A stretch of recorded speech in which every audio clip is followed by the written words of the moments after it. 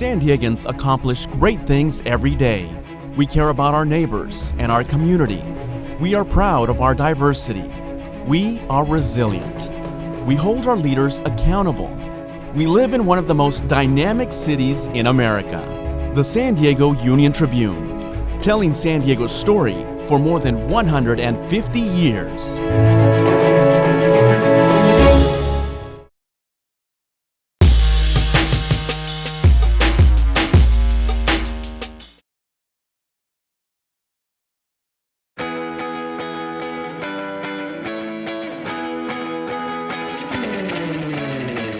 Hi, I'm Kim Dwinell. I'm an illustrator, animator, professor, and I'm a lifelong surfer and lover of the ocean.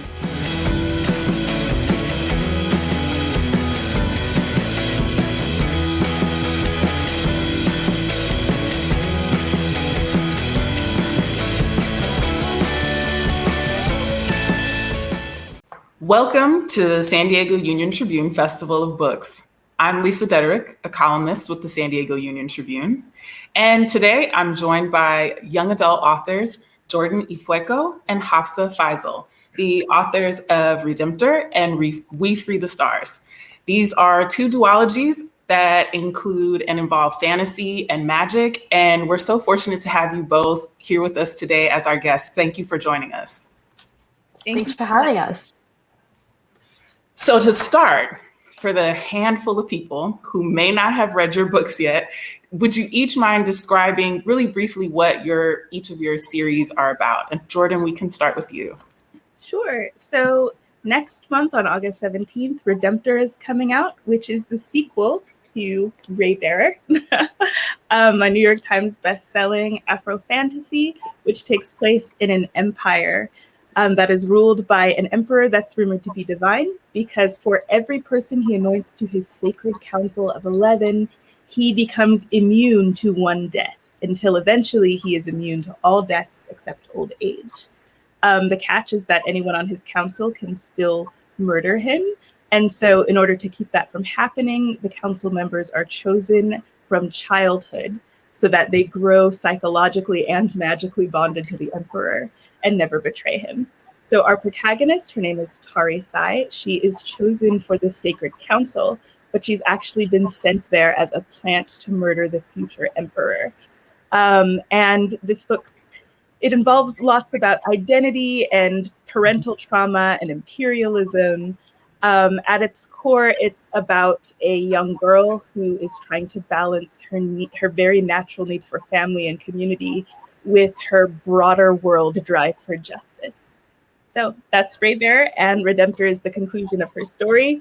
Can't say much about it without spoiling the first book, but it involves more magic and a trip to the underworld and handsome strangers and the like. So yes, it is intense and it is captivating. Thank you so much. And Hafsah. Yeah, so my debut series starts with We Have the Flame, which, there you go, it's a bit of a shine to it. It is a New York Times bestselling novel as well. It's set in a YA fantasy world.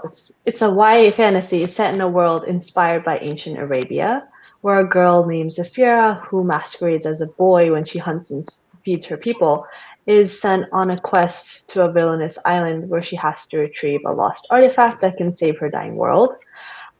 So she's the first protagonist, and our second protagonist is the Prince of the Kingdom and an assassin. He's sent on a similar mission to find her, steal the artifact from her, and give it to his father, the autocratic sultan, and also kill her off.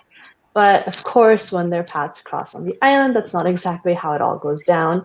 And they discover an ancient evil brewing that they might have to join forces to defeat. So it has some of my favorite tropes, like enemies to lovers, found family, goof, and a grump bromance, which kind of steals the show. And so it continues in the sequel, We Free the Stars, which is a lot chunkier.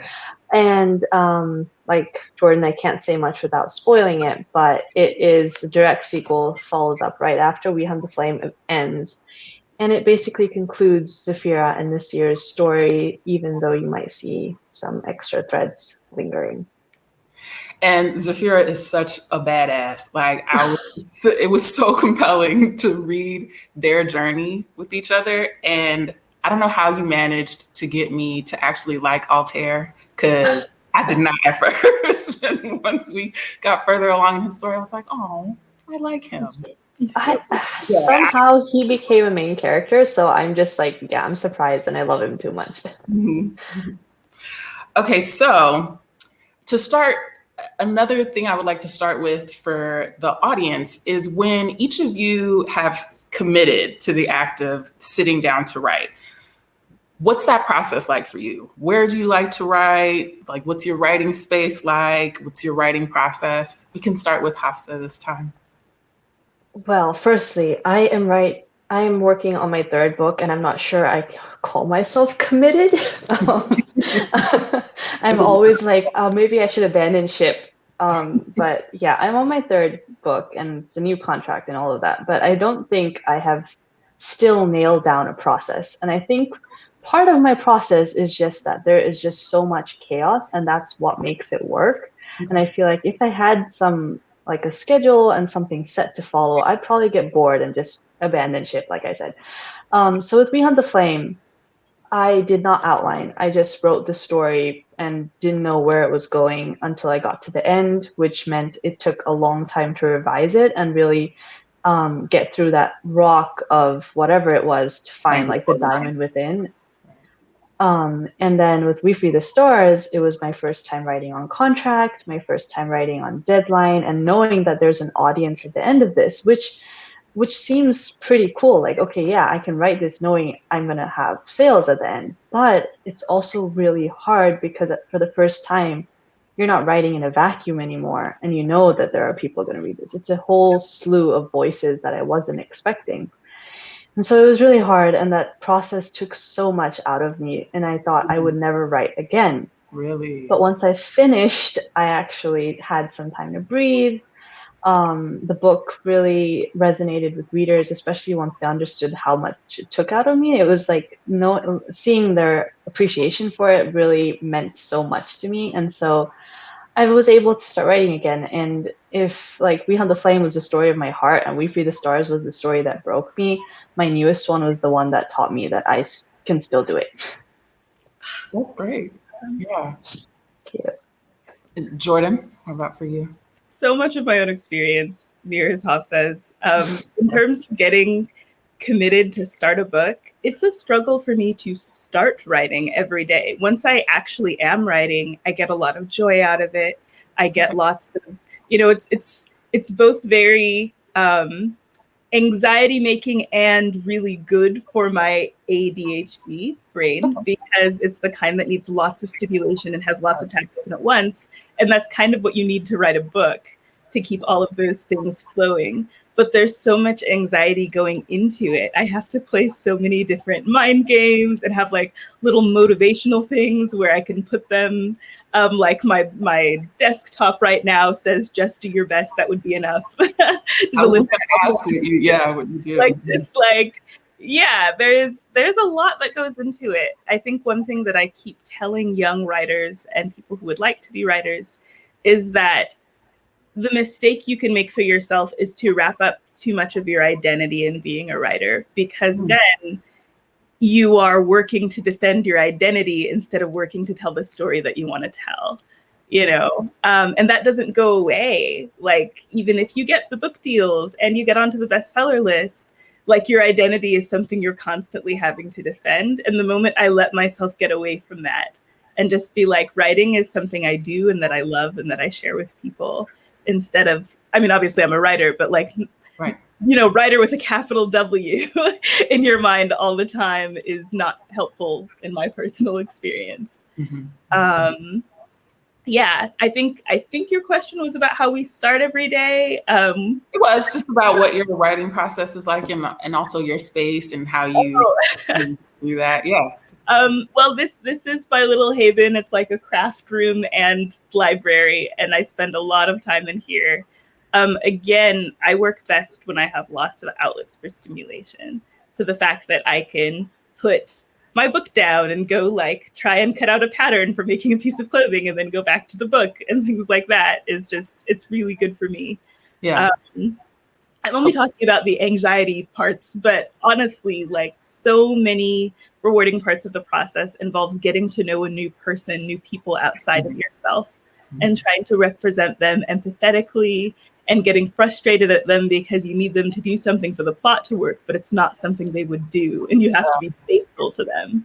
You know, it is very fulfilling. And the business, I would say the business part of writing is more stressful even than the writing part of writing. I would imagine it would be. You touched on one of your comments about your identity as a writer, and that actually leads me to one of the questions that I have for both of you. So it's a little farther down on my list, but that's okay. We can jump around. So for a number of the characters in each of your series, we watch them struggle with their identities and their sense of self. So Tarasai, did I say that right? Yes. Tarasai, she goes from, not knowing that she's also somebody who has the Ray, to making her someone who shares the throne, and then learning and stepping into that truth.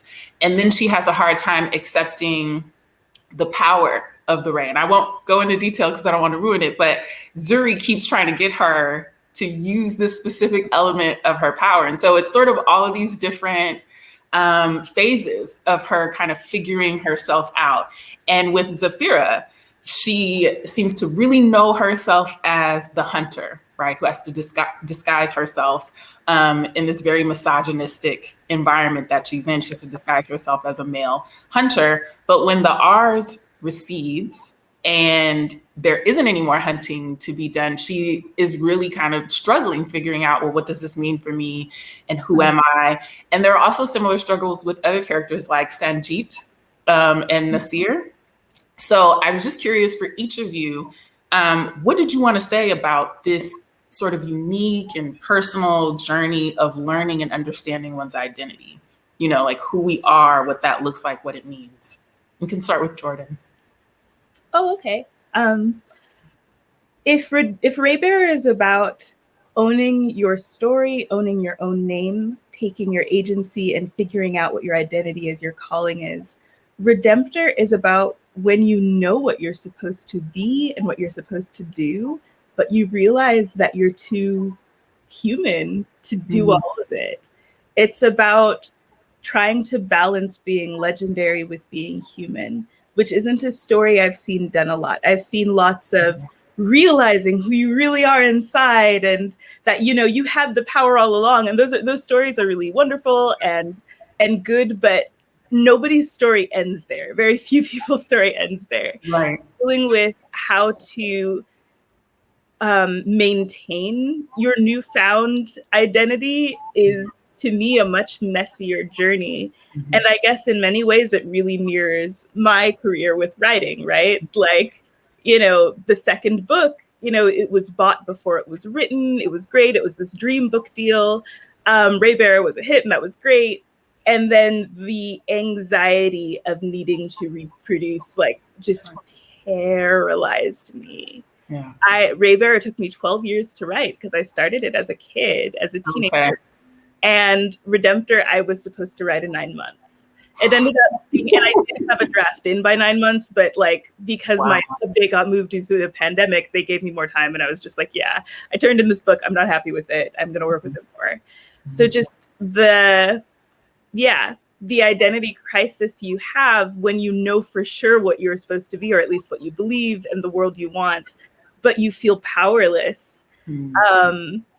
The Zuri and Sanjit in the book actually kind of act as foils. Sanjit is one extreme where he's just like, once you realize you can't actually change the world this much as you want to, then you should just defend you and yours, protect your home, protect who you love. Don't risk your life throwing snowballs into hell. That doesn't make any sense, according to him. Right. And there is the other extreme of, why are you resting? People are still suffering. We live in privilege. And so we don't, basically you don't get to see yourself as human. You should see yourself as a tool to make the world better, So yeah, that's finding really that balance between the two. So yeah, RSI has to find a balance between those two things. And I definitely went through that as well. I think a few years ago, trying to figure out my place in, redefining my views on, the United States. I come from, I was raised in a pretty fundamentalist sect of Christianity. So kind of decolonizing my faith and reconstructing it to a faith that I can live in and feel is life-giving. All of that stuff went into Redemptor. Relatable. That's power and identity plays a really big role in both stories. And for Hafsah, same question for you. What did you want to say about this unique and personal journey of learning and understanding one's identity, who we are, what that looks like, what it means? If I wanted to analyze my work, I would go back to school. That's all. Okay, so when I started writing We Hunt the Flame, I didn't put any thought into any of this. I was 19 and I was like, I'm going to just write this fantasy novel and see where it takes me. It was my last attempt at publication. And then slowly I started going to events and I started answering questions and I started answering my editor's questions. Like, why is Zafira doing this? I was like, I don't know, she has to. And so the question would always be why? And then I would sit and answer. And then one day I saw this one review where the reviewer said, is Zafira's struggle with her cloak and her identity as like masquerading as a boy, does it have to do with the author? Like, is that like her secret plea for help? Because I'm wearing all of this, right? So Zafira drops her cloak. Is that me somehow manifesting myself in Zafira? And so the answer is obviously no, but I was really shocked because I didn't have a reason for why I was saying no. And so I sat down and I started thinking about it. And when I started blogging, actually, I did not put up a photograph of myself. I just like designed a logo and I was hiding behind that. When I started, I was like, let me put up a photo. So if anyone wants to follow me, knowing what I look like, they can follow me. But my parents weren't so keen on that because I was young and they were worried about me. And so I was like, okay. And I put up this like logo designed. And so I continued with that for years until Book Expo America, they asked me to talk on design. And so then at the end of the email, they were like, please send us a headshot so that we can put it up on our website. And from when I saw that question, I was just like, it was like a life and death moment all of a sudden, because suddenly I had to out myself and I was so worried about it. And so I took a photograph and I sent it to them and they were like, thanks. And I was like, okay, I'm here with my heart beating and you're just like, thanks. And so I also put up the photograph on my Twitter, on my website and everything. And no one really reacted to it. It was just a normal thing. So I had found this community where people were okay with me, but I knew that from stepping outside, from going places, that wasn't really the case. And then I started thinking about how that paralleled Zafira, because when I was writing that scene where Zafira drops her cloak, that was around the same time that Book Expo America had asked for my photograph. Okay. It took me years to realize it because I, just like Zafira, I am content with who I am. Like, she has nothing against being a woman. Against the fact that she can accomplish as much as a man, more, still have that same, she doesn't understand why her society has these preconceived notions that they just drop into and accept without really fighting back against. And that was basically me writing my struggles and my worries into Zafira. And so her story and Nasir's story is very much one of struggling with their identity and coming into the like understanding that this is who I am and that's not a bad thing, and that I have control over myself and my life and my destiny, which for Nasir especially was, he thinks, well, he had this, all of these things ingrained into him so that he didn't think he was really deserving, or he didn't think that compassion was, he assumed compassion was a weakness. And so he has all these struggles, and that was something that Zafira didn't struggle with. Whatever Nasir struggles with, Zafira doesn't. Whatever Zafira struggles with, Nasir doesn't. And so they were sort of foils for one another, where they understood their problems by seeing the opposite in the other. Yeah. And so if We Hunt the Flame was if you're coming to terms with the fact that she is not a hunter, she is a huntress, and there's nothing wrong with it. And We Free the Stars, it's her trying to separate her identity from being the huntress, that's not her life anymore, because at the end of the book, she has no purpose as a hunter anymore. Right. And so part of her struggle with solving the world's problem, the kingdom's like falling apart, and she struggles with helping the kingdom get better, because if it does get better, then who will she be? She will have no purpose in this world anymore. And so that was part of her arc, and it was very fulfilling, because like Jordan, it's sort of me writing myself into these books and finding like a therapy session in Zafira and Nasir and all these characters and their arcs, and like reminding myself that there's light at the end of the tunnel, that there's something to work towards, even if you think you have it all set and everything's all done. There's still so much that you can change and still be yourself, and you're not attached to these identities, because I'm not just an author, I'm still a person. There's so much I could do on my own without these labels attached. That was a very long-winded answer. No, that was great, because it also leads me to another question that I had about noticing this question of purpose in each of your series. The finding one's purpose, fulfilling one's purpose, and sort of what happens when we feel like we have fulfilled that purpose in each of your main characters' cases early in life, right? Like they're pretty young. And so then it's a question of like, how do you go about finding your new purpose or your next one after having worked so long and hard to fulfill the previous one?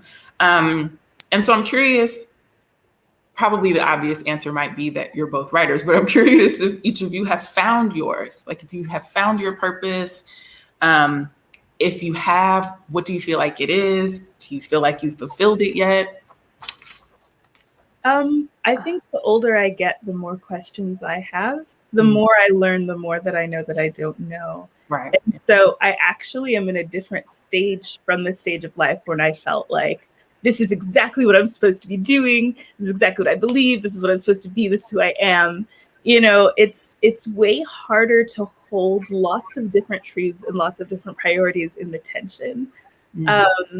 And that's, to me, it's less about completing a purpose and looking for a new one as much as maintaining the hard, lifelong work of trying to fulfill your purpose while being kind to yourself, while being kind to your community, and while also caring about the broader world, and holding all of those things in tension. Because once you pick one as your purpose, like I'm just a family person, then you have blinders on to the stuff that's happening in the outside world. And once you say I'm just like a social justice person, I went through that phase as well, where it's just like, okay, but you need to maintain like your relationships with your family and your friends, and also you need to take care of your own health.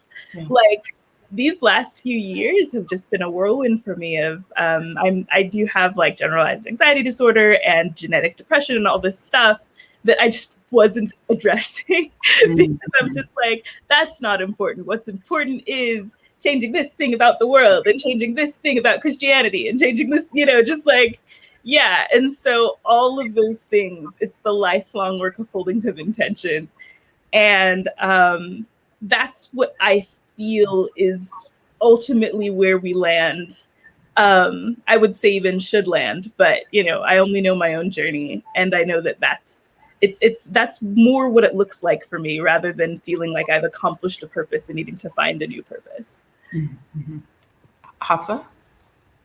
Yeah, so like when you're writing a main character in a story, one of the questions you always have to ask yourself is, why are they doing this? What do they want and what do they need? And so that kind of works into how, like in my faith, one of the biggest things is no matter what you're doing, it's the intention that counts the most. So it's like when I started writing, one of the questions I asked was like, why? My mother asked us actually was like, why are you writing? Like, what reason do you have for it? Because when I was trying to get published and it wasn't working out, I had my design business was growing pretty well, and it's in the publishing community, and so I had my a place there. And so it was like, why do you want to do this? And it soon became that I'm very different, look-wise in the publishing community, because I don't know if there are very few women who are niqab in this community. And so it soon became that I wanted to get published just so I could say that you can do whatever you'd like without sacrificing your identity, without changing who you are.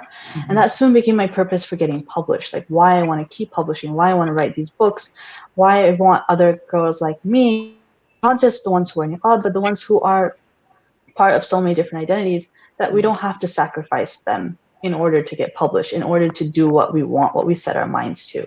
But that's another hurdle to get past, but we don't have to sacrifice them. We don't have to change who we are to get past that hurdle. And so that was my purpose for getting published. But that sort of follows me throughout my life. Like anything that I do, it's like, why am I doing it? What was the reasoning for it? Like, is it worthwhile, or is it just something that I wanted to see how it would go? And then those are the ones that are the least fulfilling, because I didn't have a reason why I wanted to do it. So that question sort of follows me throughout everything. Like, why? What is my intention? What am I hoping to accomplish? And that continues through everything. Like in my family, like I'm continuing my business so that I could help them. I am dipping my feet into these different social activities just so that I could be a part of my community, so I could help my community. And it's just that question always comes back to me, like, why am I doing it? What's the intention? Yeah, thank you for sharing that. And one of the other things that really stood out to me in reading each of your books is you've both created such vibrant and captivating worlds in Eretzar, did I say that correctly? Yeah. And Arawiya, is that right? Mm-hmm. And so I'm curious about what informed the creation of these worlds and their characters. What was your research process like, or what were you inspired by in writing this? And we can start with Hafsah. Yeah, so I started the story very Eurocentric. When I started writing, I was 19, and books were still diversity was hard to find in fantasy worlds, in books in general, and that diverse movement hadn't begun yet. And so I had to fit into this mold that society had made for me. I needed to trim all my edges and fit into this little thing. And so my story was very white, very Welsh. My characters, I was researching names. Zafira was named Ember, Nasir was named Ash. Oh, okay. And so it was very white. And so I was writing the book, and I was telling myself, this is my last time. I'm just going to give it one last try, and I'll give up for good. And it was just not working out. I had reached about a third of the story, and I was like, okay, let me take a break and I'll do something else. And so because I'm a designer, I was like, let me start sketching the map. And when I was drawing the map, it represented the Mediterranean region quite a bit. And I was like, what if I moved further south to Arabia, and in a region that's a lot more familiar to me? And so I scrapped it and started afresh. And that was when it really started taking off, because it made sense then. It suddenly felt home. Like this is a region so often demonized and exoticized in the media, and people start forgetting that it's just a place that some people call home. It's just another region that is diverse and vast, and where kids can come save the day. They're not terrorists and monsters and whatever else the media has ingrained into people. And so I started writing that story with these touchstones to pay homage to the region, and for readers like me who would pick up the story and be like, yes, finally, someone has not monsterized this in whatever way that people usually do. That was my thought process for it. And so once I started, I just couldn't stop. I wanted to incorporate the food, the language, the clothing, and it was just so fun and cathartic at the same time. And I just love world building because of that. I loved all of that. I've been Googling where to get some of those. I was like, ooh, those dates. Yeah, I want some of that. It's a lot of fun to be in that world. Jordan, what about for you? I'm astounded how much our stories mirror each other, Hafsah, because again, me starting it as a teenager, not only was the fantasy landscape pretty much completely white. I lived in a very white area. I went to high school and university in a tiny town in Oregon. And I was conscious enough that I didn't want it to be an overtly European story. And so my answer to that was not, hey, why not make it inspired by the culture that I come from? My parents are Nigerian immigrants. Instead, it was still this, I didn't feel I had permission to do that. So the earliest drafts of Eretzar, it's so culturally vague. Like people like kind of are like tawny brownish, and they have these kind of Afro-Latiny names, and the climate seems kind of European, but kind of not. They have kind of these formless robes. Like it's a hot mess. And for all of that, I realized when you're not specific, people will automatically fill in European because we've been taught that's the default, right? So that's when I went to the other extreme and I went super specific. This reigning realm is based on not just on the West Africa, but on the Yoruba people. It's coded as Yoruba. This place is based on the Bedouins. This place is based on Han Chinese people, and it really did feel that's what gave it weight. That's what made this place real to me, and that was what was able to flesh it out. Even though there's a lot that's still unique to Eretzar that I just made up, that's not like getting to be specific and not trying to hide in the margins and in the in-between so that everybody would like maybe want to read my story is what freed me to really get creative with the world. And to this day, I really love it, and I'm having a hard time leaving it. And I definitely picked up on all of that, like the diversity in both of those series, not just in terms of ethnicity, but also like physical abilities, and some of these other elements, gender. Unfortunately, we are running out of time because I definitely did want to ask you both about the very clear, like feminist tone in each of your series. And I also appreciated how the romances in those series were in the background, right? The female protagonists weren't consumed by trying to be appealing to whatever boy was in the picture. They had a more important purpose and focus and goal than to just try and like twist themselves into being desirable for a romantic relationship. But since we don't have a lot of time left, I will skip to one of my final questions is, what is it about magic and fantasy that you enjoy writing about? And Jordan, really quickly, we'll start with you. Fantasy growing up was the only place where all parts of me can exist, because I still don't fit into very many boxes. I'm American born and bred, but my parents are Nigerian immigrants. In a lot of ways, I never felt Black American enough to be Black American, never Nigerian enough to be Nigerian, never felt white. And obviously that didn't work either. So, and then also we were growing up right when the world was getting increasingly globalized. So I grew up, with all of these different cultural influences, like Bollywood's huge in Nigeria.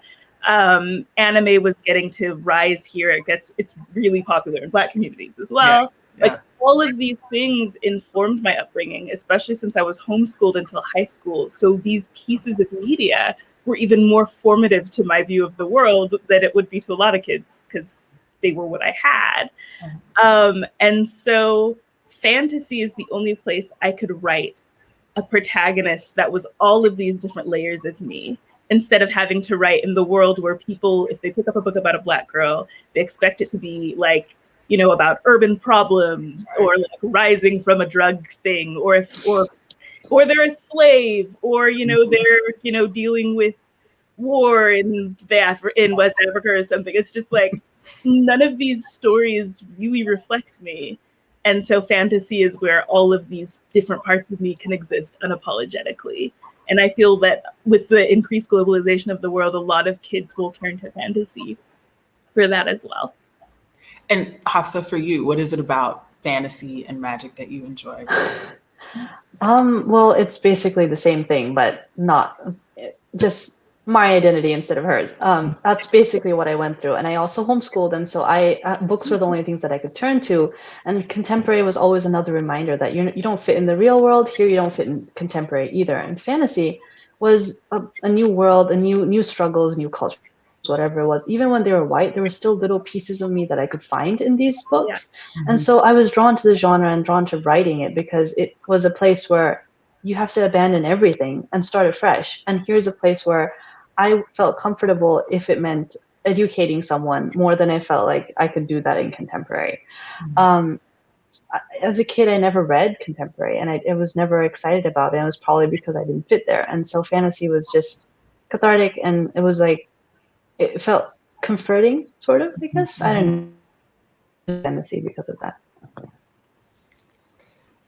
Well, I want to say I've really enjoyed this conversation. Thank you both for making time to sit with us, to discuss your books, to talk about your process, to share your stories with those who are watching.